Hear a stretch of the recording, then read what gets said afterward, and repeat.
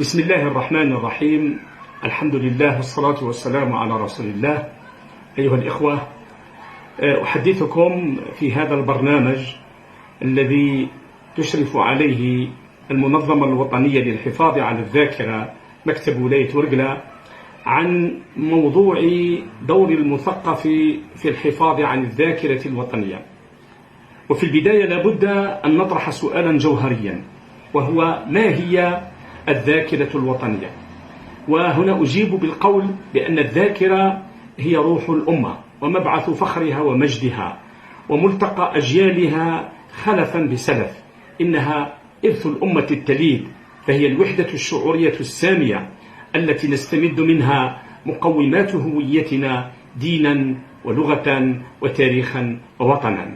وقبل الحديث عن الذاكرة لا بد أن نعرف أيها الإخوة أن الاحتلال الفرنسي كان يشكل منظومة متكاملة الأركان، حيث شارك إلى جانب العسكريين علماء الاجتماع وعلماء النفس وعلماء الآثار والأنثروبولوجيا في احتلال الجزائر.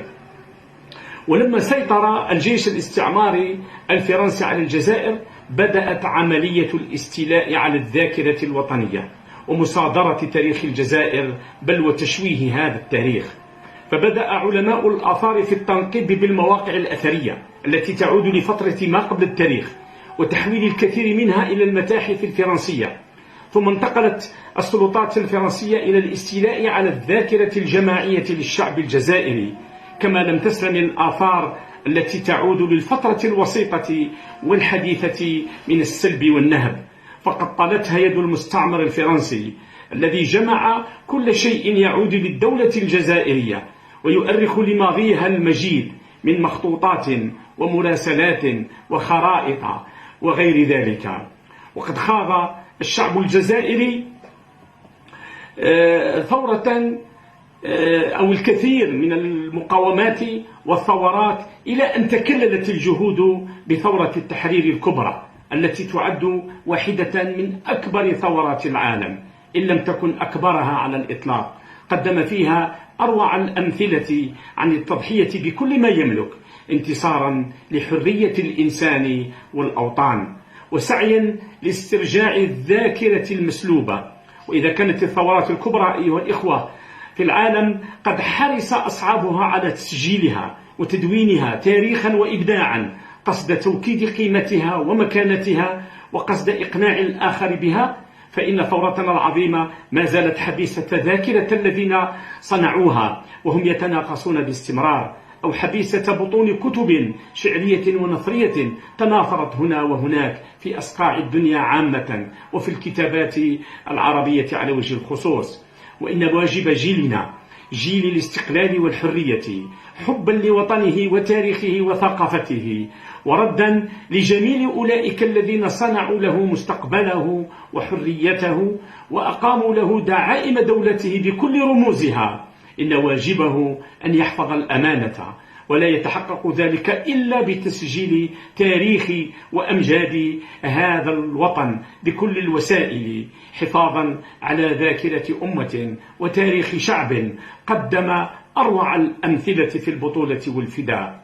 ومن كل هذا تأتي اليوم الدعوة إلى الاهتمام بحماية الذاكرة ودور المثقفين والأدباء في الحفاظ على هذه الذاكرة الوطنية، وخاصة الثورة التحريرية، والاحتفاء ببطولاتها وأمجادها وتخليد مآثرها وتصوير عبقريتها. إذ كيف يخط أسلافنا تاريخا قل نظيره في الدنيا ولا نكتبه جماليا وفنيا. إن واجبنا أيها الإخوة أن نسجل هذه الذاكرة ونكتب هذا التاريخ العظيم الذي لو سخرنا له غابات الدنيا أقلاما وأبحرها حبرا ما نفذت كلمات هذا التاريخ، وهو الذي يجب أن يملأ الدنيا لوحات زيتية ومسرحيات ودواوين وأفلاما وأشرطة وروايات تخلد أمجادنا التي شغلنا بها الورى وملأنا بها الدنا تسابيحها من حنان الجزائر، على حد قول شاعر الثورة الجزائرية مفدي زكريا رحمه الله.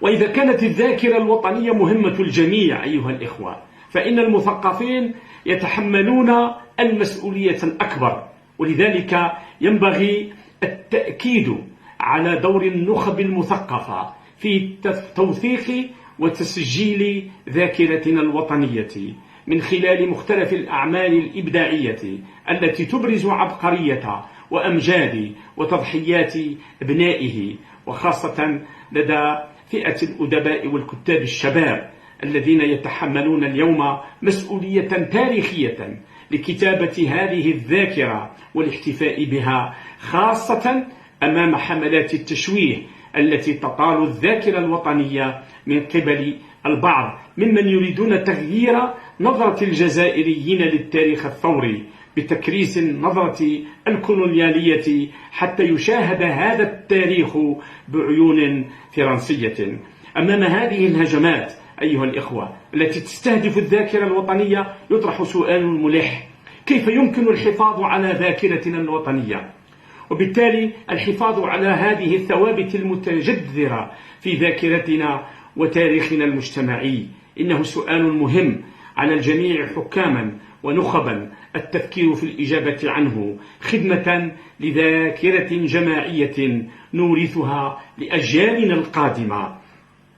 المجد والخلود لشهدائنا الأبرار. تحيا الجزائر، والسلام عليكم ورحمة الله تعالى وبركاته.